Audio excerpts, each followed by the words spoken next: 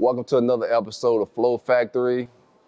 We filming live out of West Palm Beach, 561. Actually, have a 561 entire cast. We got Mark Richards, Amon's brother, kicking it with us.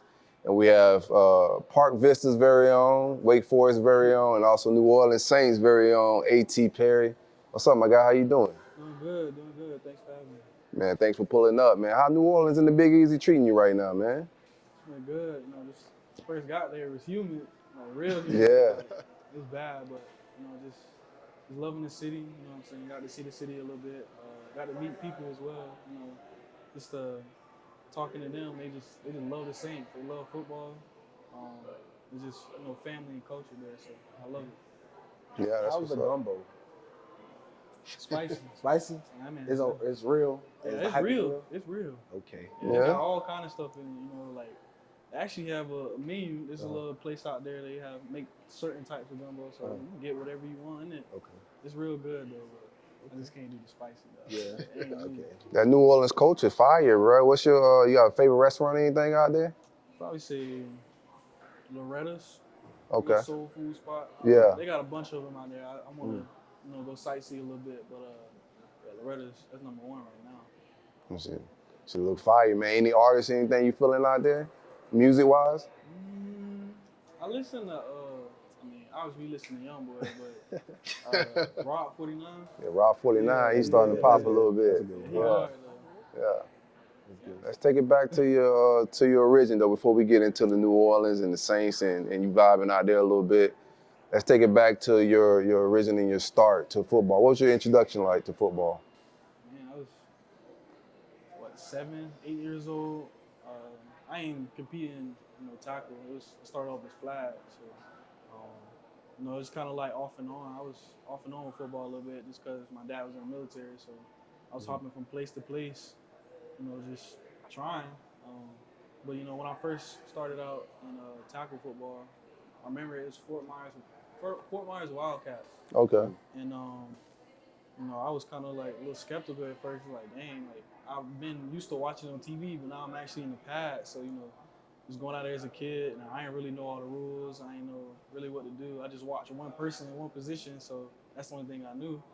But it was fun. I scored my first touchdown that year. It was actually the last game of the season, and from then on, I just stuck with it. So that's what's up.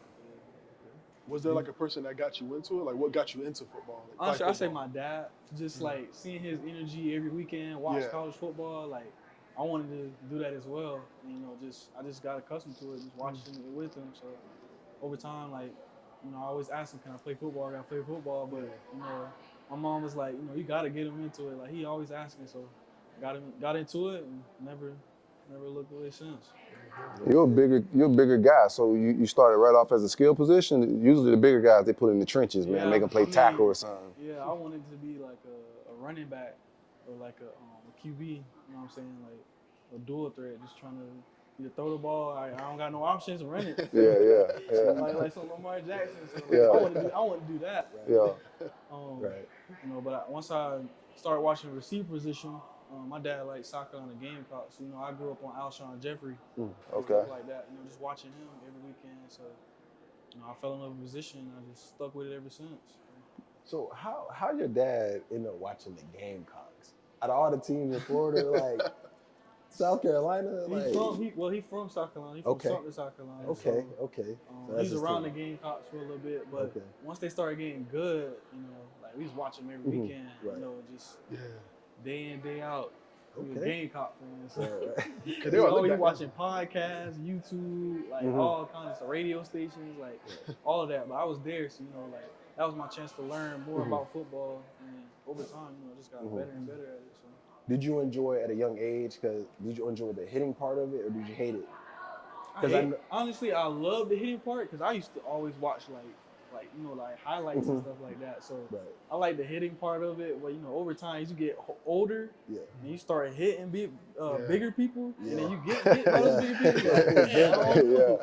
Yeah. I mean, shoot, I started off as an offensive player, so I was always getting the ball. I was always getting hit. So one of my biggest things, like when I was like younger, it might be to you, is that I ended up playing offense more so because I didn't like getting tackled. Yeah. You know, like I found a lot of like receiver skill positions, like they hated it at first. Started playing like flag or something like that because I didn't like being under piles and dudes wrapping up on me, laying on me, bro. You know, you run into the middle as a running back. Right. The whole team on you. I'm like, man, this is not for me. I told my dad I stopped playing like the first year after. I was like, bro, I can't be hung it under up? the pile. Like I remember like panicking, like I don't know what it was, but then I figured out, you know, hey, let's just not get tackled. Let's run away from everybody. Well, I told my son, like, my son started his first tackle football last year, and I told him, hey, man, offense or defense, you can either take the pain or deliver it. It's just about mentality. Like, you're going to get hit. It's going to be contact. It's like how you approach the contact. It's all mentality. Yeah, it's all mentality. So you didn't grow up a fan of anybody in the Big Three, Florida State, or Miami? Kind of like Florida State, you know, as I was in high school. I know. I started like Florida State going into high school. I wanted to go to Miami because my aunt, she's a Miami fan. Okay. But, you know, things happen. So. What made you like Florida State at that time? Honestly, just watching like, you know, from start, because I used to watch like Jameis Winston, you know, shout out to Jameis, my teammate, that's my dog.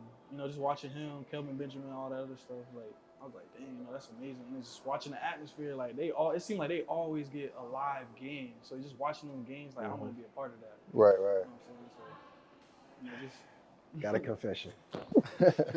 I used to watch them 2013 when it was hooping. Yeah, I was watching them too. Yeah. Kelvin Benjamin, Rashad Green, Kenny. They was going crazy. They were going crazy. I mean, I was rooting for them to win the Natty that year. Shout out to Kenny. Kenny actually has a golf event this week, and he couldn't make it, but he was on that same exact team with Jameis and those guys when they made the national championship run. That was a crazy time for them. During show prep, we was talking to your pops and moms and a little bit behind the scene. They told me you was a big fan of AR growing up in his game or whatever. What was it like watching AR and locally, the guy that's from Wellington, the same area as you? Look, like, I ain't gonna lie, like just watching your highlights, it was like amazing. Like I wanted to do stuff just like that. And I had people that I, you know, looked up to and watched, but like, you know, actually going and watch you live, it was like, dang, you know what I'm saying? Like I want to be like that one day. And I just, you know, just put the work in, you know, just watching releases, routes, like him catching the ball. Like, I'm not gonna lie, when I watched him, he didn't use gloves. So that made me stop using gloves. Yeah. So I would always just like use my natural hands to catch the ball. And I did that all the way up until I got to college when the ball started getting faster. And you had to use some gloves to catch the ball. Yeah. But you know, just that, I don't know, that I feel like that taught me, you know, just how to really catch the ball, focus on the ball. 'Cause that's my position. My job is to catch the football. So, you know, just really focusing on that and then putting everything else together, like just elevated my game. You know, that's crazy. I told him, I was like, man, I didn't even know that because like when you in the moment, like I really be in the moment. Like I be locked in, I be focused, like working on my craft, trying to get better. And the goal is for someone to see it and be like, let me take that away. Like, let me learn something. Let me try to do that like you do. You know, because me, I was watching Amari Cooper highlights and all the, you know, guys. Julio, everybody. I mean, he'll tell you, we spend hours on YouTube. We watching every single receiver or like elite player you can think of. We tone down the field, even to the point where we mimicking their mannerisms, how they juke the player. Like, what we say, Amari Cooper. What we said, what's his name, DeAndre Swift for the like the little how he stick game. What I told you, we add every single. It don't matter if they're current, high school, college. Anything we see where it's like I could take that in. That's what I was doing. So and then the goal is try to add in a lot of different players, you know, and be one complete, you know. So to hear that is crazy. I was telling them we played you guys junior year at Wellington, and I was telling the backstory, but behind it was how one of the players on your team was chatting about him when they were in Little League, and the whole game, like if you were there, so you probably wondering what's wrong with him, like why he's so angry, why he mad? Because a lot of backstory that went into that. I was out there aggressive the whole game, went crazy. I'm talking about like because the refs had to calm you down, right? Yeah, the refs. I got penalties. Like I was going crazy. I was going crazy. But locked part in. of it was on the sideline. You know, as your dad was saying that, I guess the game plan was to try to get me out the game and try to stay like that. But little they know that I be so focused in the game that like I don't even notice like certain people like on the sideline in the stands. Mm-hmm. Only thing I can remember is that I know my dad sits in the top right of the stands, all the games, and then after that I don't know nothing else. I just what's on the field is that, you know. So I'll be locked in, but it's crazy to hear, you know what I'm saying, that you know that you learn some stuff from my game, because wearing no gloves, my dad was part of the reason for that. He was like, trust your hands, like, you know, da da da da. And what I noticed for myself is that when I wear gloves, that I tend to like take my eye off the ball, because with gloves, you think the gloves will catch it for you, and you forget about the mechanics. So when you don't wear gloves, you're forced to literally look it in, tuck, and you know, go through the whole thing.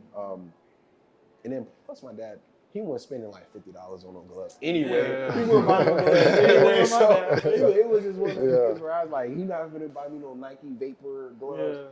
And I'm like, whatever. So now that's dope though. So what was your developmental process like early on in high school? You didn't blow up on the scenes, and you say you was playing DB your freshman year in high school. So what was your developmental process like in Palm Beach County? This is football country. Right. You know, super competitive. And I know just from playing around here, it can get frustrating not being one of those top guys around here. So what was that like for you, the development process? Honestly, I noticed it at that young age. You know what I'm saying? I was at the bottom. You know what I'm saying? I had to do so much to get to the top. You know, all the highlights that I watched and everything, like, you know what I'm saying, just getting myself out there, like, it was hard. It was really hard. And plus on top of that, I was also playing travel basketball too. You know what I'm saying? So it was football, travel basketball. And then I used that a little bit of the summer, you know, just to work on my craft. But I don't know, it got to a point where I was like, enough's enough. Like, I gotta work on myself. Like, if I see myself, you know what I'm saying, a long term with this sport, like, I gotta put the work in.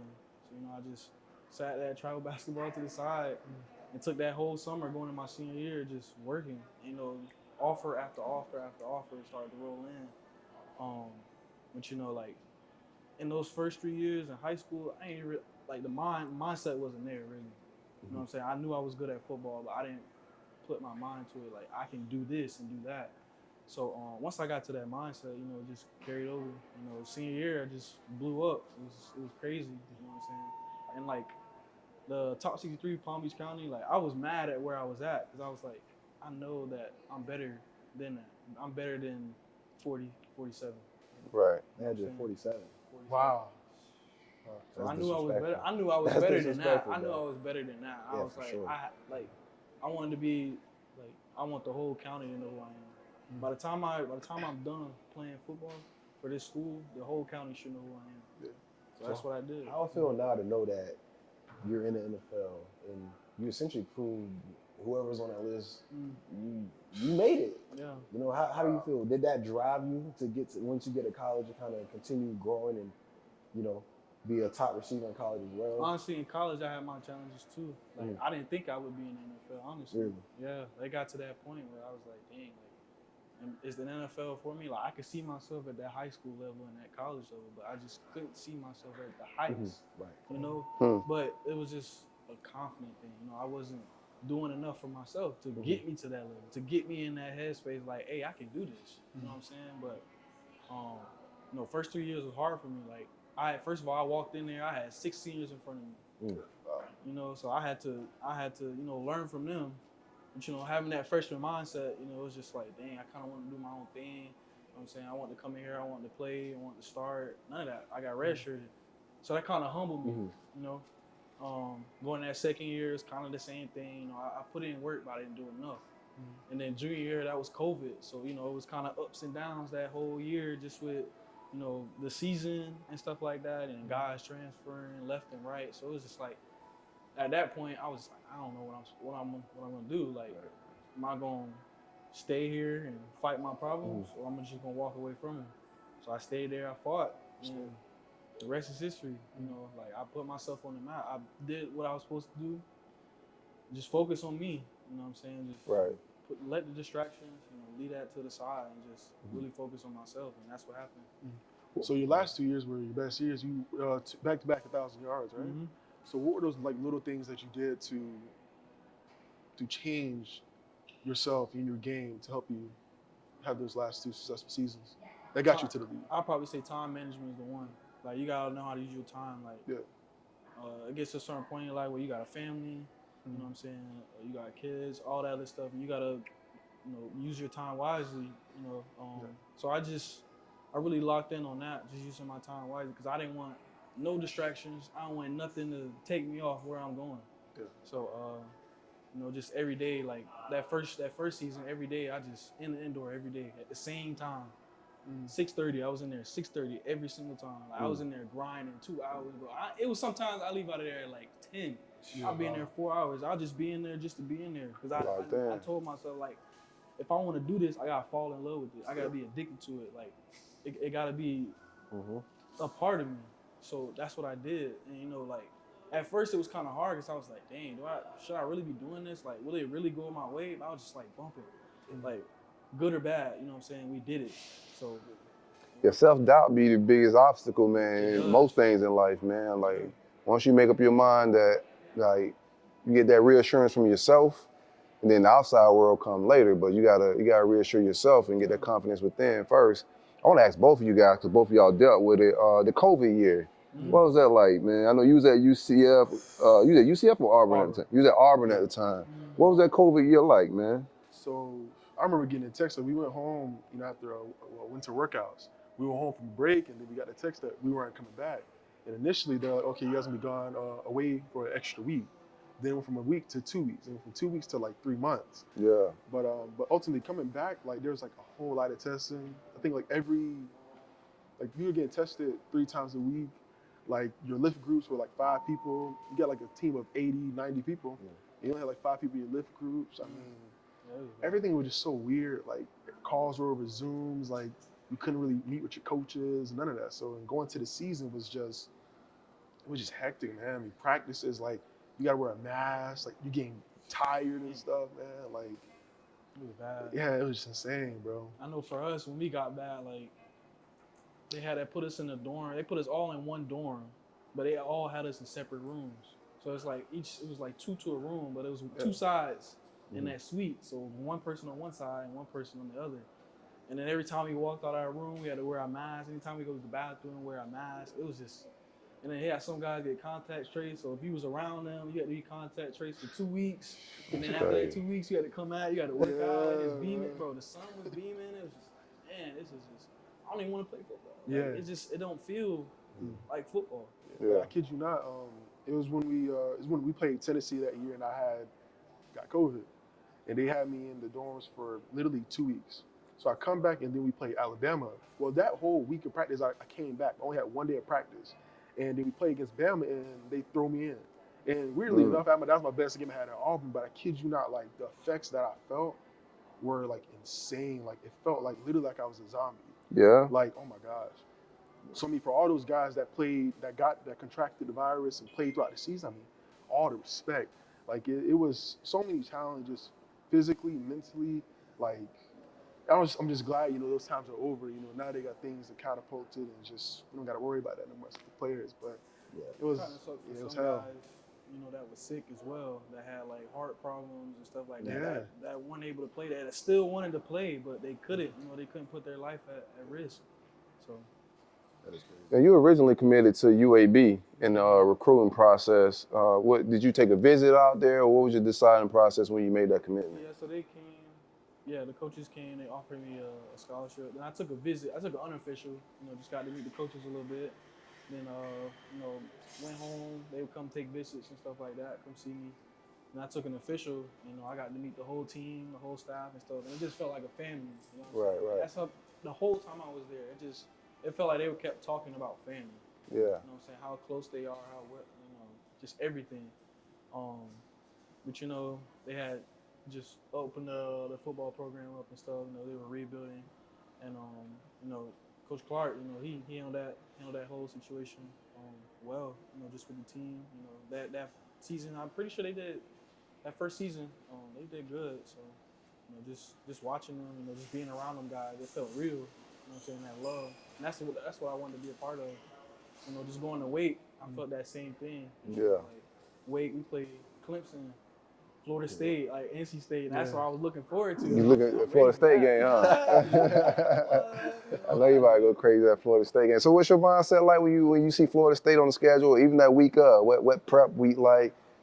A school that you kind of wanted to go to in the recruiting process as a young player. So what's your mindset like that week? Get back. Like really, like I worked so hard, just to get their attention. Now it's time for me to get y'all attention. So every time I went out there, I did my thing, bro. I swear. Man, they came out there. I was like, I looked at every DB in the eyes, bro. It's gonna be a long day, bro. It's gonna be a long day. And that's exactly what I did. So every time we played them, I was like, yo, it's up. Yeah, you went crazy every single time. You're very good at tracking the ball, like the ball tracking. Just watching a lot of your tape. Like, what type of preparation and what type of practice help you get better at tracking the ball down like that? Just put my body in different positions to catch the ball. Like, usually I have a body sitting right there, have somebody fighting with me, but just wherever, like working with Jameis during the season, work with him every Tuesday in the morning at 11. I got some Jameis questions. I got so many Jameis questions, bro.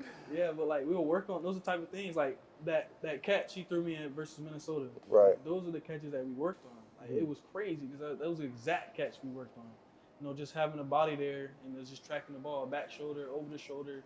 Whether it's inside, you got to readjust and catch it inside. Like it's crazy. So just working with him. I mean, I was doing this before, just in college. But just working with him, working with a quarterback, and then we get in the game, and it's just second nature. It's like, it's crazy, but I'm saying just putting in that work, it really shows you a lot. How did you build that relationship with Jameis? Obviously, I know you got drafted by the team, but what was the interaction like when you first met him? I met Jameis, so it was rookie OTAs, and he was there. He was like, Jameis come in, you know what I'm saying? Just, he's Jameis is Jameis. Is he like he is on TV? Everybody in New Orleans love Jameis, bro. Like, it's hard to dislike him, man. To be honest with you, it's hard to dislike him. Like, he's a real man. Like on and off the field, like it's just everything's all from the heart. Like he's a Christian man. Like he just had the viral clip of him like being a preacher, like getting the sermon on a little bit, man. He definitely gonna have a mega church. I tell you, like he preaches life into everybody. He just makes sure everybody's here. You know what I'm saying? Like, that's true. So the goal line situation with Jameis, he's supposed to kneel the ball. It's like victory formation, but he hands the ball off and you guys score a touchdown there. Was you in that huddle? No. No, I was on the sideline. So I was standing there. So DC was originally supposed to go in. Yeah. But James was like, I got it. He threw his helmet on. It was calling victory. They were screaming victory. So I'm like, all right, we're gonna take a knee, so I gotta go back in. Yeah. So James running in there, and he was like, I kept hearing like, give Jamal his last touchdown. Give Jamal his first touchdown of the season. Because last year they said he led the touchdown. He led the league in touchdowns. This year, that was his first touchdown that game. Wow. So it was like, yeah, give it to him. So they still go on victory. Jameis is like, bump it. We're just gonna change the play. So he handed the ball off, and then it was kind of all over the place. Their head coach. Yeah, he was a little hot. Our head coach, and then some of the players, they. So it was just like, but he was doing that for his teammate. He didn't do that, just being selfish or nothing like that. Or being petty. He did that for his teammate. What was the vibes like afterwards? Coach cool with everything? Locker room, everything was fine? Coach, he knew what it was. Like, it was it was a player decision. Like, it was a player decision. Like, he told them victory formation. He told the other coach that too, but it was just Jameis that changed it. But he did it, out of kindness out of his heart for his teammates. So. Yeah. So that first NFL touchdown, like, what was that like? Honestly, everybody was asking me that. It's like, dang, how'd you feel? It's like, honestly, I was like, when I seen the ball in the air, I was just like, make sure you catch the ball. Bump the touchdown. Make sure you catch the ball, because I ain't trying to get cut today. I don't want it like, and then that was my opportunity, just, like, honestly, the play wasn't designed for me.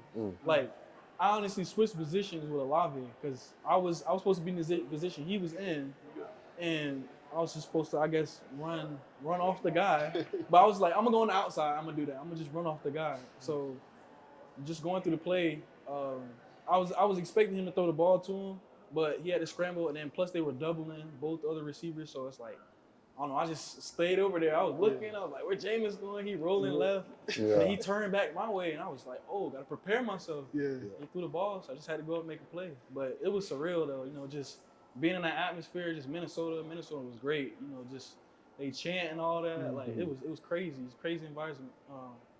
But you know, just having those opportunities like that, like you can't get those like all the time. So you just gotta make the most of them. How did it feel to get that like monkey off your back? Just like that's everyone like dream, right? To catch an NFL touchdown, right? So was that something where you felt relief after, or were you just kind of? I know it's a sporadic play, but was it like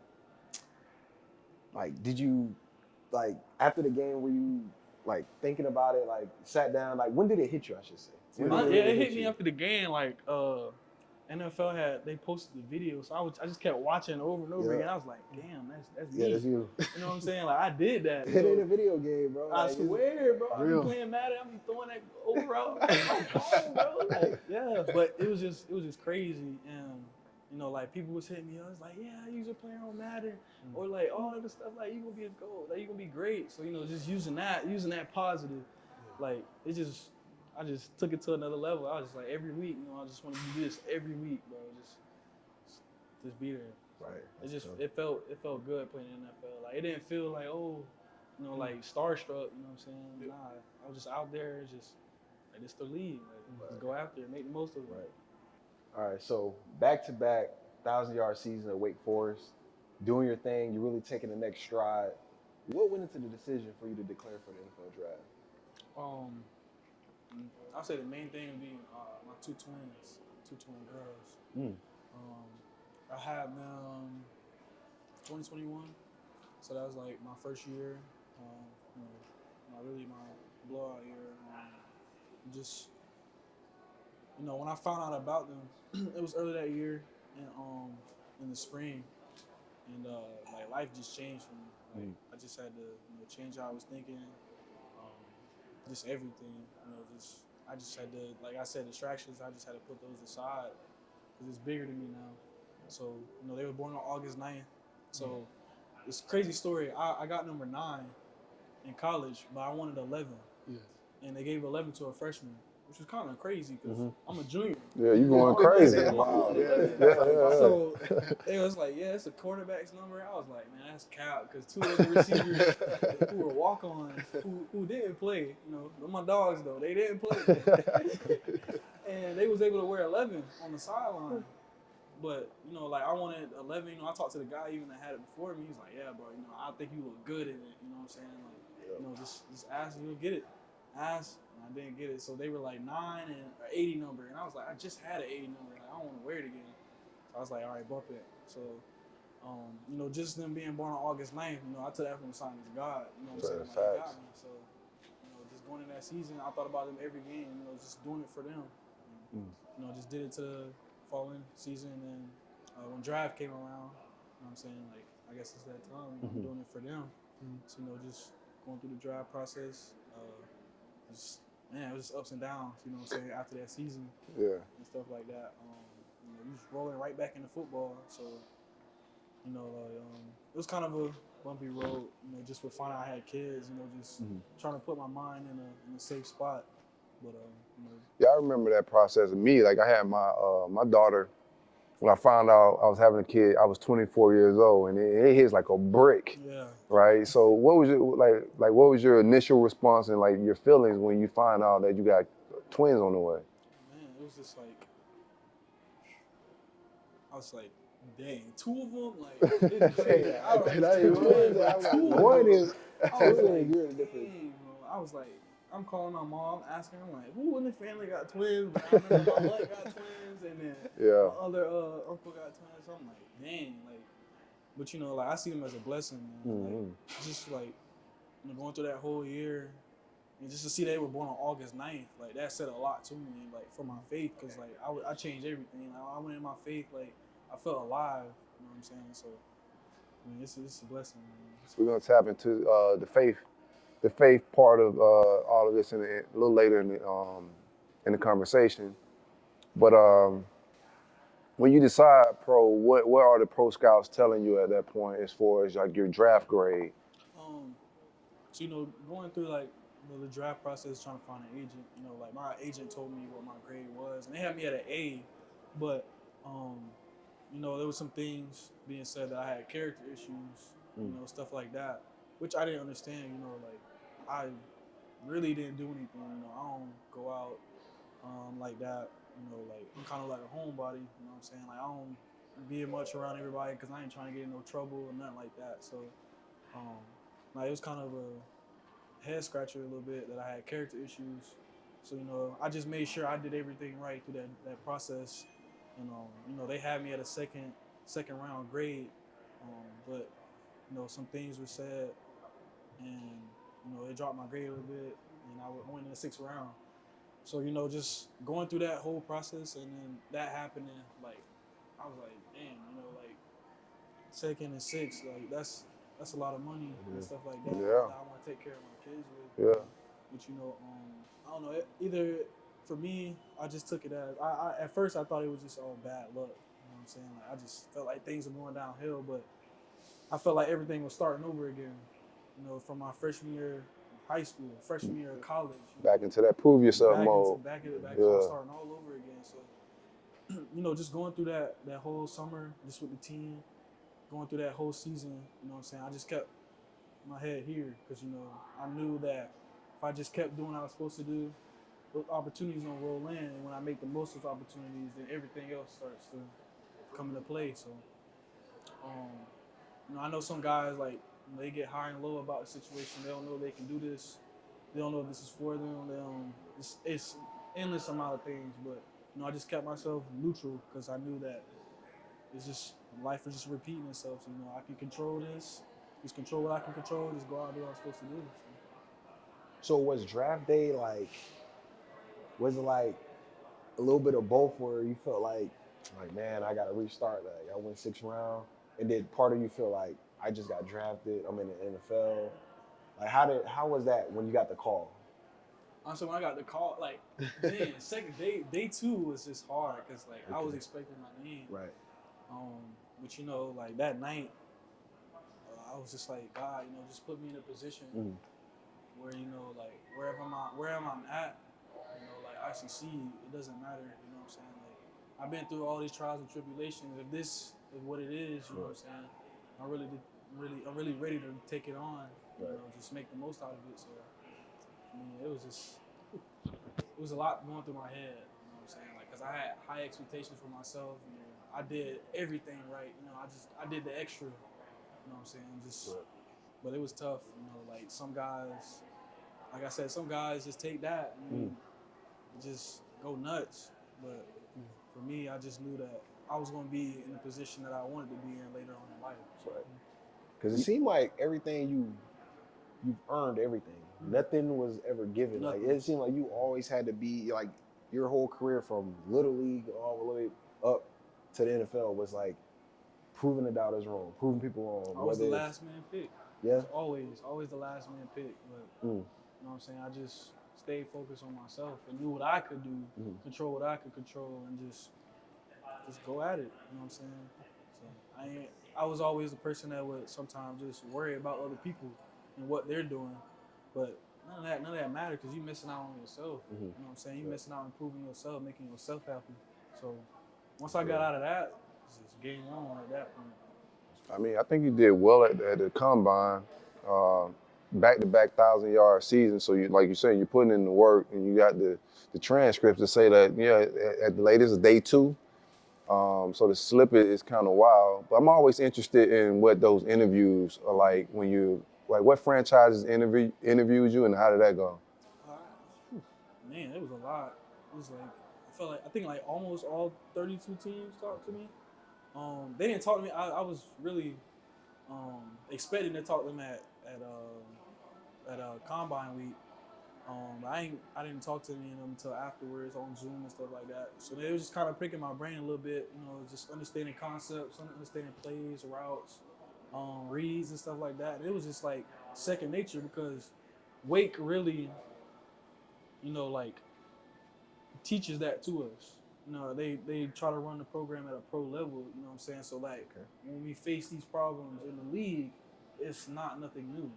You know what I'm saying? So like even when it came to plays and stuff like that, like it was just easy to understand because like, oh, I've done this before. You know what I'm saying? So when I got there, it was a easy adjust and everything, just with the plays. You know, I wouldn't be in my head so much like, dang, like this is a hard playbook to learn. You know, I got that playbook. It's like it felt like 1,000 pages long. Right. You know what I'm saying? But it's all about breaking it down, really, and just understanding the concept of everything, and then just game on at that point. What's Clausen like? That mesh offense is super interesting, man. He be causing havoc. Y'all put FSU up through there, and I hate Florida State, so I appreciate that. But what is Clausen like as a coach, developer, just overall? I mean, when I first came in, it's a thing for him, like just to, I guess, not play the freshman. You know what I'm saying? Just give him a year to really learn from the older guys, just with taking care of their body, time management, just little things like that. So it's just like when you get to this pro level, you know what I'm saying? You get to this pro level, like you'll get cut immediately. Like you showing up late, you gonna get fined. Like, Right. fines is crazy, bro. It go 10,000 plus. Yeah. So it's like, Straight quick. you know, like learning all those things now in college, you know what I'm saying? He was just very strict with it, you know what I'm saying? A strict regimen, just with making sure, you know, his guys take the little things out of everything. You know, when they get into the real world, none of this stuff is like as hard. So yeah, but that RPO mesh was crazy, man. Like holding the ball for that long to the line of scrimmage, like whether or not you're gonna give it or you're gonna throw it, like It's it was tricky. crazy. It was different offense. Yeah. Really, but you know, just understand the offense and then like how it confuses the defense. Like it's either you gonna bring that safety down or we gonna bomb you. Like it's either or. So I mean, just day in, day out, week after week, every game, like it just felt fun. You know, when we started passing the ball for real, like man, we was just unstoppable. Like we was just unstoppable as an offense. So I mean, it was fun though. But it's different. It's way different. I want to ask you a question about like the draft interviews. Like I always hear stories about prospects being asked some of the most random questions that catch you off guard. For you, what was a question, if you can remember, that kind of like struck you a little bit? I had one. I think it was a Denver. He's from the Denver Broncos, but I didn't know if he was a coach or if like he worked upstairs. But he asked me what my name was, and I told him my full name. He was like, "Where you from?" I was like, "West Palm Beach, Florida." And he was like, He's like, "Who's your mom?" I was like, well, "Damn, like, you know, that's my mama is." I was like, Chastity. He's like, "What's her last name?" Walker. He's like, "Suncoast," and I was like, "Yeah." He was like, "Man, like I know it's like growing up, like, I would always hear about my mom being fast, like she like this, that, like she had offers from here, there, but like actually seeing somebody like that I've never met before, like from the other side of the country, like he's saying he knew who my mom was and what she did, like as an athlete, like it's crazy, man. Some guys put in some research. Yeah. It's crazy, bro. Like, Jeez. I didn't know she was like that famous. She from my era, so I know who she is. You know something? Because my mom ran track. Bro? She ran track, so I'm going to ask her. Yeah. She definitely a know her. Yeah. That's crazy. His mom was like that. That's my era. Yeah, You see so the grades. You see the grades. Yeah, that's my era. She was like that. You know what I'm saying? Like, Suncoast. that's all I heard growing up. Like, your mom was just crazy. Like, you not being her in the race. You know what I'm saying? Don't even Could you beat her in the race, son? I gotta look at the time. Like, I can do the math a little bit. And, you know what I'm saying? Yeah. Really go out and test myself. That's but, crazy. Yeah, like just hearing her story, just like growing up, track athlete, and then going to Arizona State, and then that didn't go the way, and then military, meet my dad, and then I'm here. It's just like it's wild. So it's like I take moments like that and I cherish those because it's like like they didn't get those opportunities, but I am. So I want to make the most of them, and make them proud. So. What's the competitive nature like? I want to get into the dynamics of mom and dad and all that, but mom's a former athlete, so is she pushing you competitively or she just kind of hands off? Oh yeah, like, she just keep it real all the time. Like if I'm not like before the year I snapped in college, like we had that conversation with my coach, and she was straight up. She was like, if he's not doing what he's supposed to do, don't play him. Don't play him at all. That's coming from a parent. Like usually, like you got parents that really fight for their kid to get on the field and stuff like that, which is understandable, yeah. Right. But if that kid ain't do what he's supposed to do, like he has no room to play. And I was that kid, so once I heard that from my mom, it was really an eye opener. So I'm like, man, I got some proof. I got so many people to prove wrong. Like they feel like I don't know. I felt like they thought I sucked, and I wasn't doing enough. And I got to the point where I thought I sucked, and I wasn't doing enough. So I just like I gotta change that around. I gotta change that whole mindset. Like of everyone about me. So it's just like just go out and do. Hindsight, you still think that, or she just knew how to pull that potential out of I'm you? thinking about that to this day. Yeah. Like, you know what I'm saying? I didn't really think that my mom would do that, but it was just like that's how real she is. You know what I'm saying? Like she don't beat around the bush or nothing. She want to see you succeed. She gonna tell you what you need to do. You know what I'm saying? That's just like my whole family. Like they don't beat around the bush at all. Was it hard to like adjust to that at first? Like hearing, her say that, like, hey, if he ain't doing that, keep him on the bench, right? Part of you like, whoa, like, yeah, I gotta fight against my parents too, like. Yeah, I took that to heart. I was like, man, like my mama said that, like, yeah. It was crazy to me. I was like, yeah, I got some work to do. So that's what I did. I went out. I remember the same day. I was at my grandma's house. She got a big backyard back there. And once I heard that, I was like, man. I picked my cleats up, picked those cones up, and went right in the backyard. I was at work every single day. Like, ask my grandma. She would sit at the door, the back door, and just look through the window.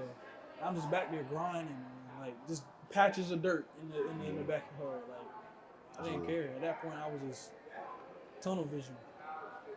Man, this is a fire conversation. Oh, you still carry that chip on your shoulder? Like, nah, I got Sid, man. You locked in off-season mode, growing the hair out. You ain't even. I know you ain't hitting the club like that. You know what I'm saying? I've been doing like that. But I just been thinking about this, man. Just thinking about how I want my future to be. Just for me, my kids, my family, like, and it's just making the most out of this opportunity. Playing in the NFL, like, it's top 1% in the world. Like, it's facts. And it's scary. Like, not everybody get this opportunity, and everybody fight day in and day out just to get here. So like, you in these shoes, bro, make the most out of it. So that's what I want to do. Like, I tell myself, be a legend. Everything you do, be a legend. Like, work so hard that you no longer have to introduce yourself. Was there anybody before you from Park Vista to get drafted, or are you the only one standing right now? Yeah, Trey Mason. Shout out to Trey Mason, man. Auburn. Yeah, he went to. I didn't even know. Like, I watched his highlights on YouTube. It was him. Trey Mason was him. Oh, man, this man is crazy, bro. It's like every time he touched the ball, it's like it looked like he wasn't even trying. Like he was just out there just playing little league football.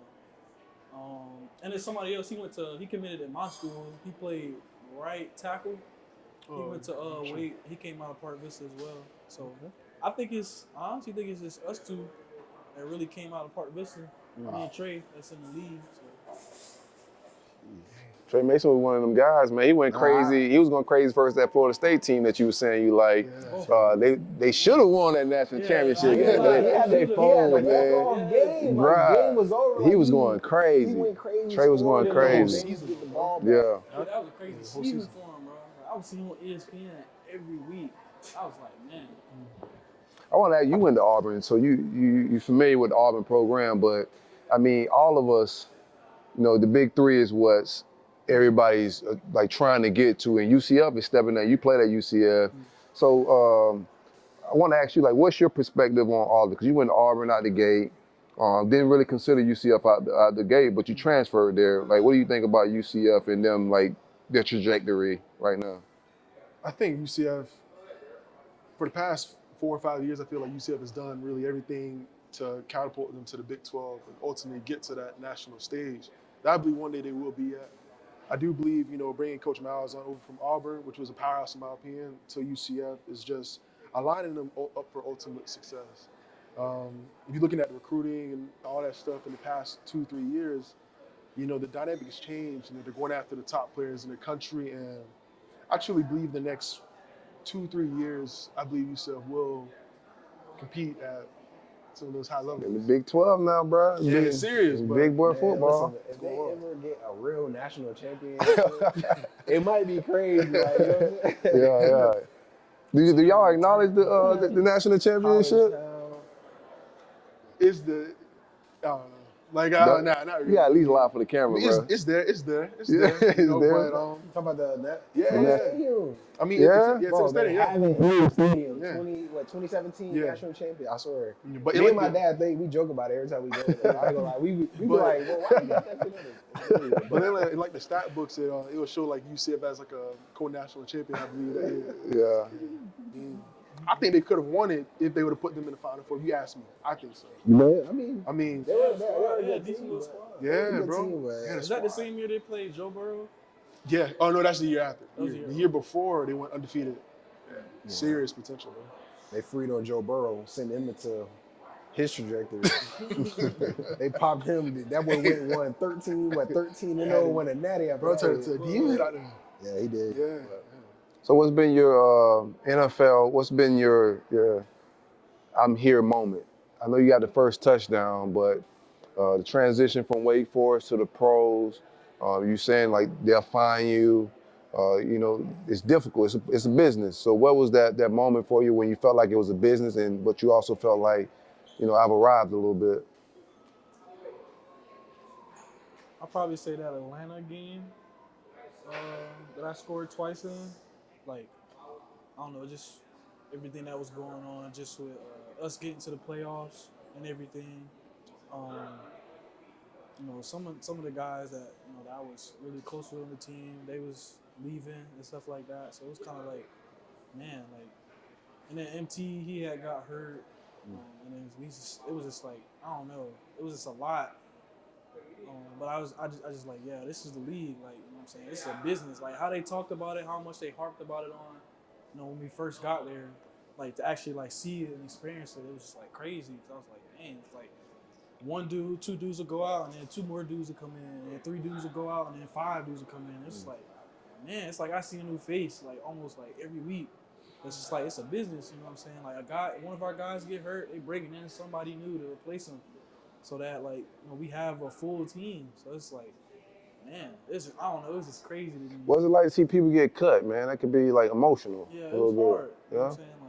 Like, rookie OTAs, I had close relationships with some of my teammates. We had that time, we was always together with each other. Like, it took us on field trips. Like, we used to all stay at the same hotel. Like, we would go out on weekends, do stuff with each other. Like, we was all close. So, just to see some of those guys go, it's like heartbreaking. So I was like, dang, I thought you was doing good. You know what I'm saying? I thought you was on your, on everything, but it's hard. It's a business. You know what I'm saying? So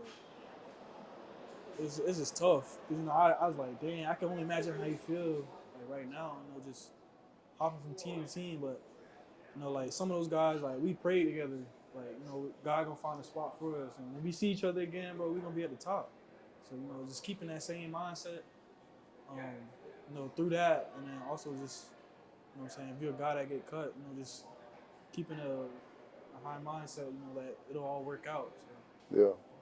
Did some of that, like, keep you locked in, like seeing guys get cut? Because, you went 6th round.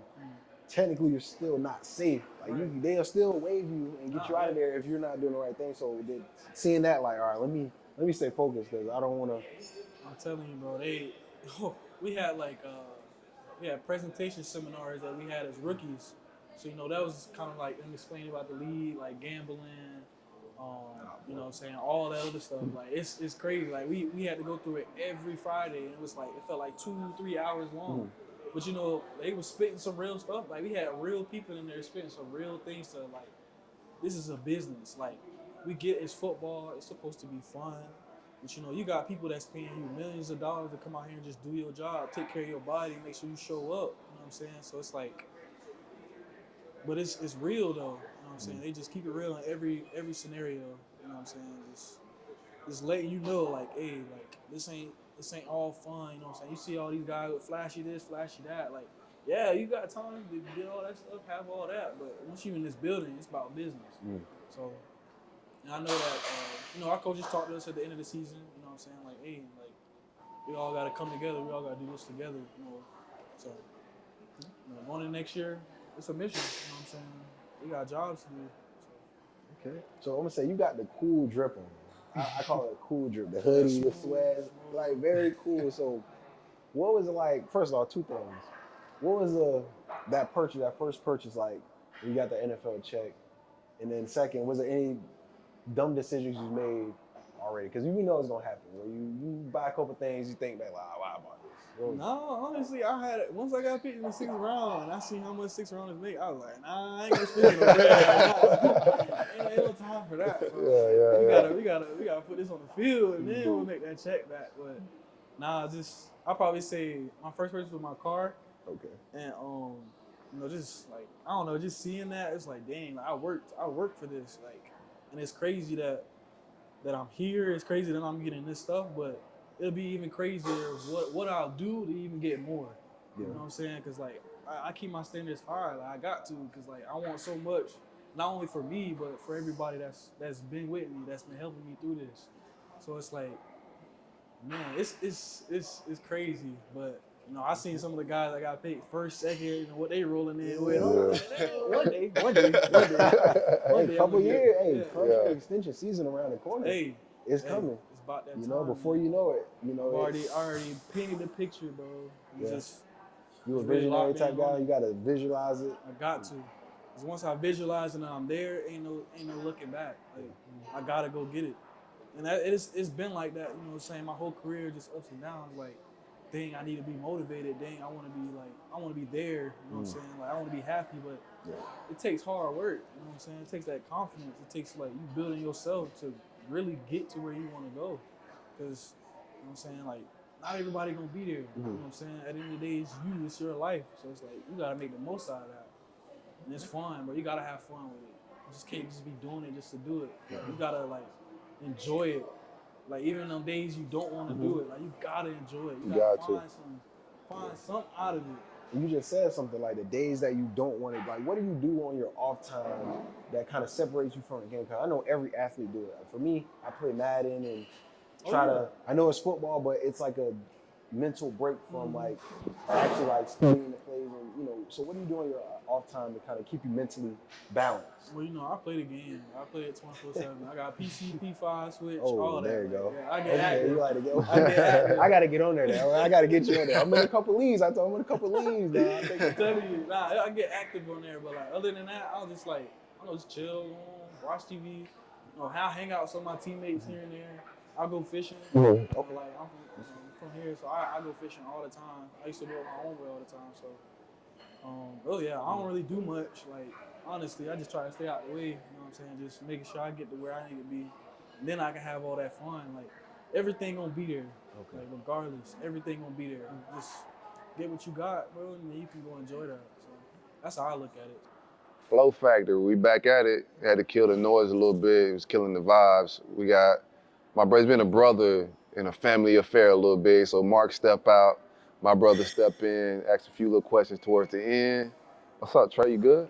I'm feeling good, feeling great, feeling highly favored, savored, all that good stuff. I did want to pick your brain on some real life stuff. We talked offline a couple of times. I want to ask you, as far as distractions, you in New Orleans, Zion is in New Orleans. He got distracted big time with the doggone, the porn stars and the food. He eating all over the place. You know what I'm saying? Like, how you block out like the distractions? And you can easily get wrapped into all that good food, that cuisine in New Orleans. So how you kind of block all that out? We were just out there last year. Me, him, we went out there for the Florida State LSU game. Did some content. We had a big tailgate.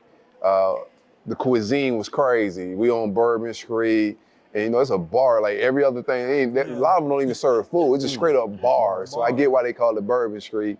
So yeah, we were just out there, man. I love the vibes and everything that was out there, but it's a lot of distractions. Yeah, I mean, if it's not beneficial to me, or if it's like, I don't know, if it's like messing with my sanity, I can't have it around me. Like I literally can't. Like it's just like, cause that means so much to me. Cause it's like I don't want to get distracted from the important things. Like that's gonna take care of me in the long term. Like girls, I get video games at some point, but like that's that's another coping mechanism. But girls, You know what I'm saying? Just materialistic things, like all the other stuff that don't matter, that's gonna be there, and forever. You know what I'm saying? Like I don't want that to take me away from what I love, something that's been helping me my whole life. You know, helping me better myself as a person, not only as a player but as a person. You know what I'm saying?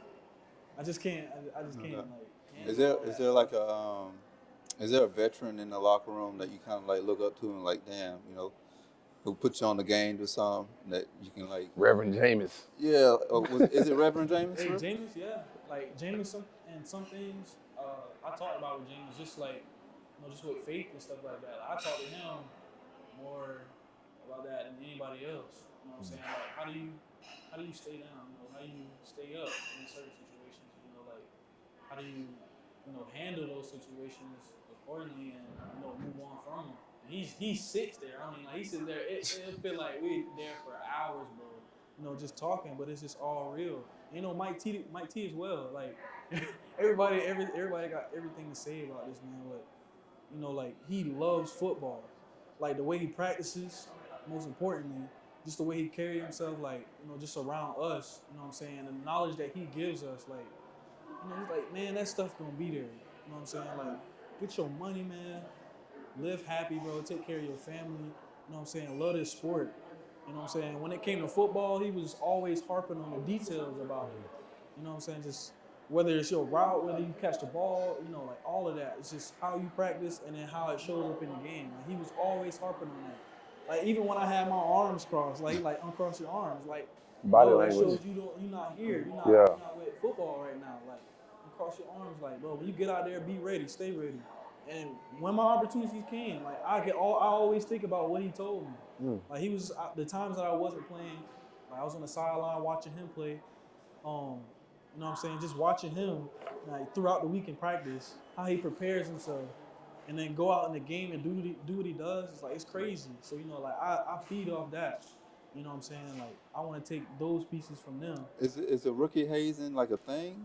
Whew. Nah, Like, I mean it's a thing. I ain't gonna say nah. I ain't gonna say nah. I ain't gonna say nah. I ain't gonna say nah.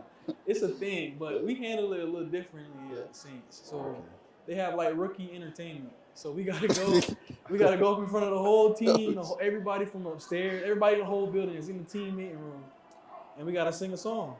So what everybody song you pick, man? Take Me to the King. Oh man, you I locked killed in. that. Hey, You locked in. James was front row. James had brought out a non-working microphone and handed it to us. And James is the worst at them rookie entertainments because he will boo you out of the room. Yeah. Like I'm talking about like worse than anybody. So you know what I'm saying? We do stuff like that. I know we had a Halloween thing. We had to dress up for Halloween. I dressed up as I had a mask and I put my head coach face on the front. So they was asking me what I'm supposed to be, and I looked at him. I'm supposed to be you, but it was just fun stuff like that. You know what I'm saying? Just not harmful stuff. Like not throwing your pads in the cold tub or taking you to the field goal post. Like they was telling me all kind of stories, but no, they don't do stuff like I that. got a question for you. Did you moving around, being a military kid, did that kind of weed you out of the entourage type of situation? Because a lot of these guys have like a group of friends that they're like carrying to these big cities when they get drafted. Did that kind of weed that out for you? Honestly, yeah, it was hard. You know what I'm saying? Like it kind of felt like I was doing everything wrong just because I really couldn't keep friends moving around, all that other stuff, and I couldn't see them and stuff. But I keep my circle small because what I'm saying, like you said, like those distractions and stuff like that, like what I'm saying, you get friends and stuff like that want to live that same life as you, but they can't. You know what I'm saying? And that's when you come into play. Like you gotta set that standard for them. Like you know what I'm saying? Like just being respectful out of that. But I carry one friend with me. He's been there through everything. You know what I'm saying? Like dealing with saying I have my kids and stuff like that. The hardships in college. Just giving me life advice. He's been there through it all. So I cherish him forever. You know what I'm saying? You don't find that a lot in this world either. So but it get kind of hard like that. So. Yeah, I was gonna ask something along those lines. I was watching your draft day video, and I can tell, like, looking in your eyes, you had that that little baby moment, like I got something to prove. And one thing that you did mention in that interview, you mentioned community. You're big on community. Are there any like community initiatives, anything that you want to like make an imprint on in the city of New Orleans? Because I know you're also big on your name, and making sure you have a lasting name. Yeah, I wanted to start get into like I know my assistant, she was talking about the Boys and Girls Club, so I was gonna go up there and then also come down here, the one that I used to go to in Pleasant City, just stop by there, just talk to the kids, honestly, just feed them that knowledge, because I was that kid at one point, had big dreams of being at a big stage, so like me and being in that position to actually tell the kid, like you can do this, like that felt great. And when I actually did that for the first time, going through college and stuff, like I want to do this more, you know what I'm saying, like my mind said I want the whole world to know who I am, so it's like I want to give back to the world as well. So Hey, right now, like you living your childhood dreams. My question is, like, if you wasn't like, if it wasn't for football, what would you be doing? Like outside of football? want me to be honest? LeBron Huh? James. I'll probably play basketball or baseball. I like baseball. I watch a lot of college and stuff like that, MLB from time to time. But other than football, like that's all I could think about was just football. But I know that I'm more than just football. Like I want to do X, Y, and Z. Like I want to make movies. Like I major in communication film studies. I minor in entrepreneurship, so I'm getting involved in some entrepreneurship in the off season as well as movies. Go talk to some people. I talked to some people before the draft process, so just keep contact with them. So later on, when I like have time like this in the off season, start developing a plan. You know what I'm saying, after football. So like I want to do so much. Like I write it down. I think about. Sometimes I don't even have to write it down. I just think about it all the time because it's like that's what I want. You know what I'm saying? That's where I want to be at. So You read any books or anything like that? Like, what's your? You seem like beyond surface level with a lot of things that you do, even with like singing Beyond the King as a freshman in the NFL. That ain't normal unless you Jameis and you super into like faith, and you are tapped into that. So what's your like just, yeah, and obviously you read the Bible, but what else like intellectually that you're getting into to have your mindset the way it is now? I watch a lot of podcasts, um, and just like I don't know, like motivational stuff. Just picking people's brain. Like I usually write down like quotes and stuff that pertain to me. It's just like scriptures. Like I'll write scriptures down. It's like, oh, how does this relate to me? How does this, relate to my life? I'll do the same thing with podcasts. People say quotes here and there that I just like I have to live with. You know what I'm saying? Like that's gonna help me as a person.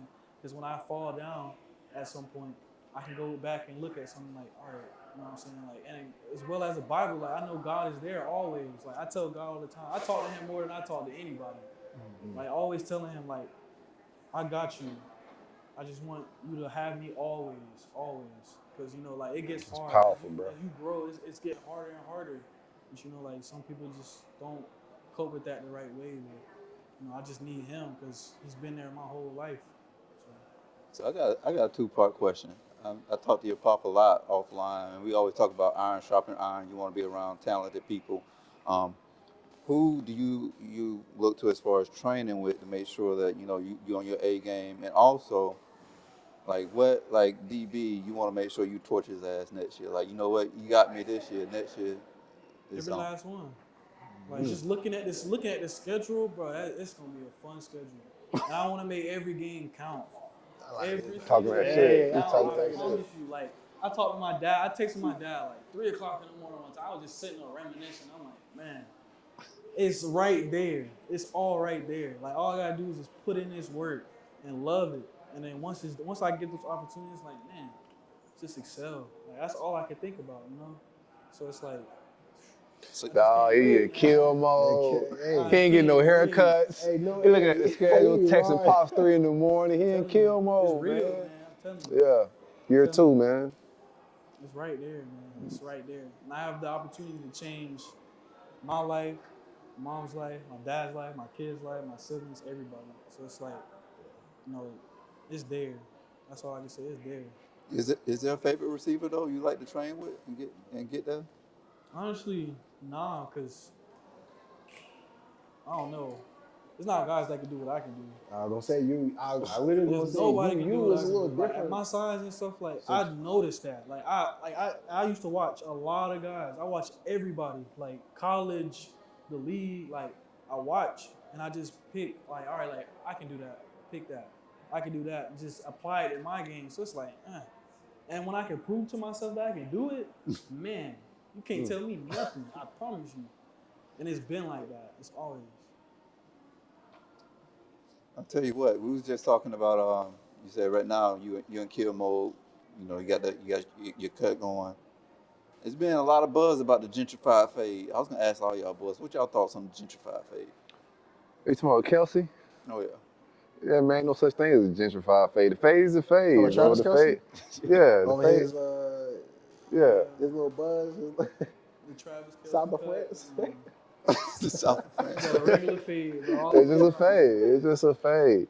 They try to gentrify, but you can't take a fade. But I was telling bro on the ride here, your size and speed is definitely like your athleticism. It's unique, you know. Like you can't find guys your size and can be able to do the things you can athletically. I seen a clip. My son showed me the clip. 'Cause I let my son know everybody I'm about to interview, so he go into his YouTube bag. He brings me a clip of you getting an interception in high school as a DB. Oh, that's He taking crazy. The That's one-hander? playoff. Huh? Was it that one-hander? You caught one. Bro, he one-handed. take that. Left hand. It I look seen that. crazy as hell watching this tall DB catch an interception and pick six it, but it looked crazy. I mean, bro. You thought about playing DB when you was in was that a thing or no? You I just mean, honestly, it was just like to help the team. Like I was really a safety. I was really playing safety my freshman year, and then that's when I started moving towards receiver. And then like it was like, oh, we need some help at DB. So I was like, hey, I'm here. I'll play it. You know what I'm Right. saying? So we also had a DB coach. He played at my high school a couple years back with Trey Mason and the rest of them boys. So you know, he was doing his own thing. And then he came back. Coach was us that year. You know, he just, you know, I was telling him, I was like, if I can learn how to play DB, it helps me as a receiver.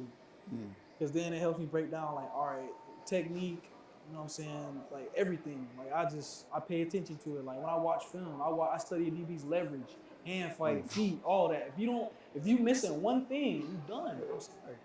It's just, I like I'm it. into it, man. No, I love it.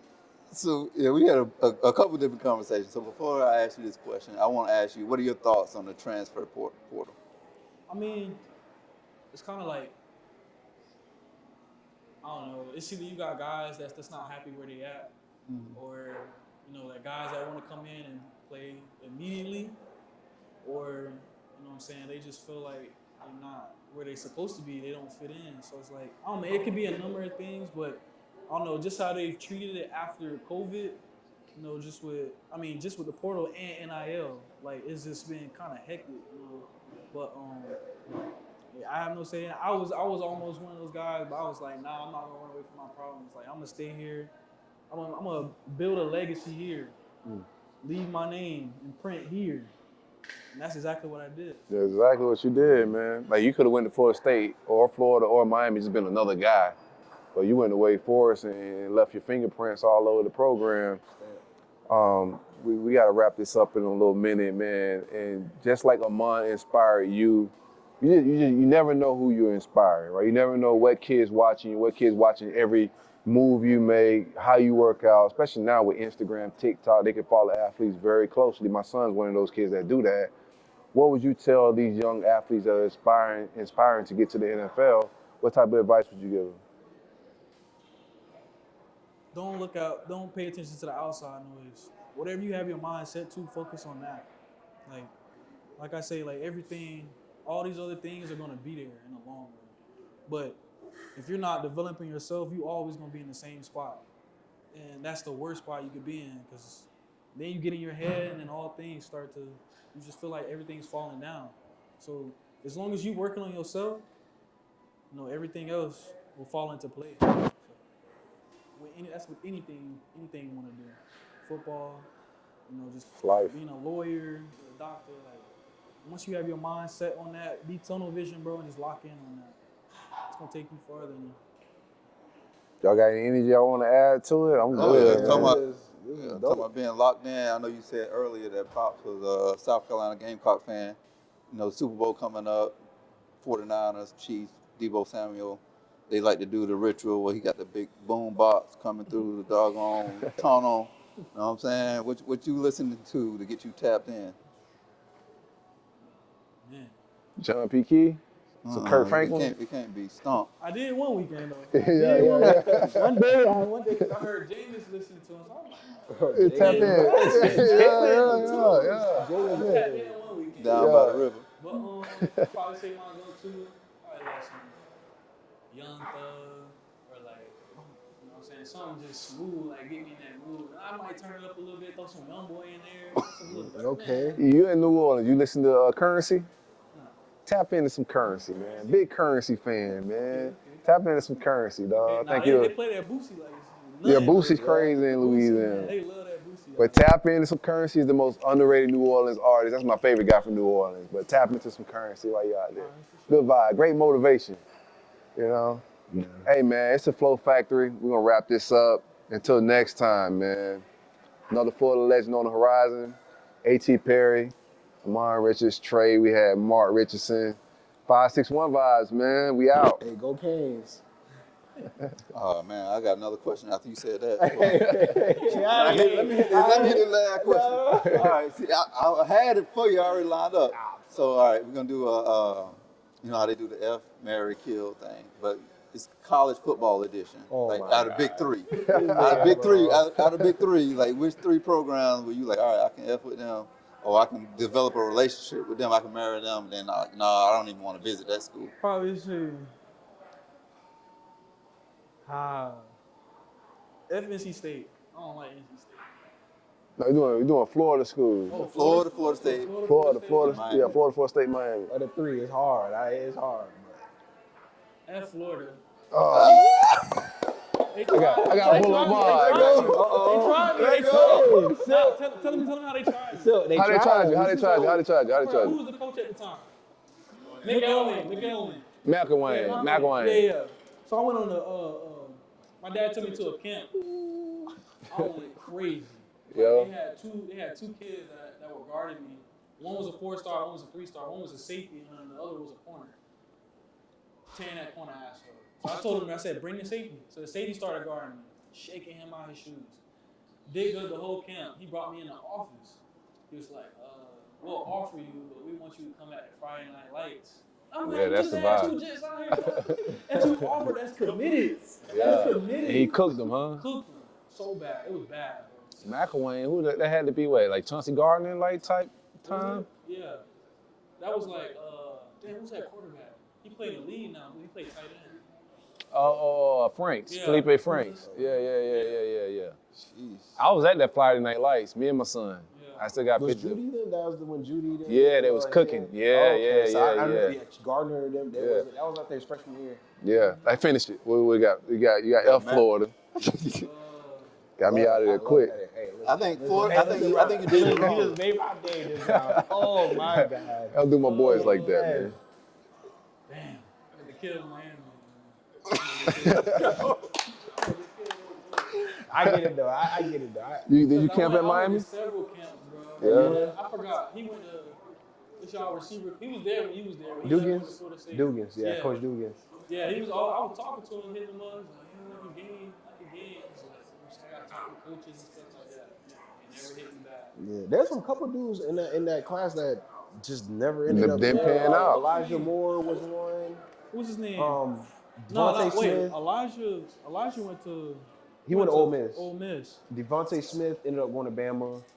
Damn, You who went did Wake Miami, Forest. Who did Miami get? Y'all had two receivers that. Mike Harley. Out that class with Mike and Jeff Thomas. Jeff Thomas.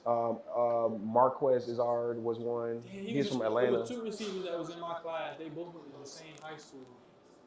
He was a 4-star. They ended up. I'm gonna think of it as soon as it's in. Watch. Yeah, he was he played slot though. He was a slot. Like he was like the top receiver down south. Like everybody, he went to Southridge. Everybody was talking about him. Talking about Judy? Southridge. He went to Southridge. It was two receivers. The outside. They both played outside. Mark Holt. Yes. And, Paul Mark Noodles. Wiggins. Yeah, Noodles. Yeah. Okay. I was It like, kind of works out sometimes for you, man. You're able to go somewhere and get developed and get away from, the expectations of the big three a little bit and get into your own and not worry about home and everybody here. So it kind of worked out for you, but it was some misses. Yeah. There's some misses about the big three at that time. Our receiving corps that ain't do much from that cycle. Y'all ain't have nothing.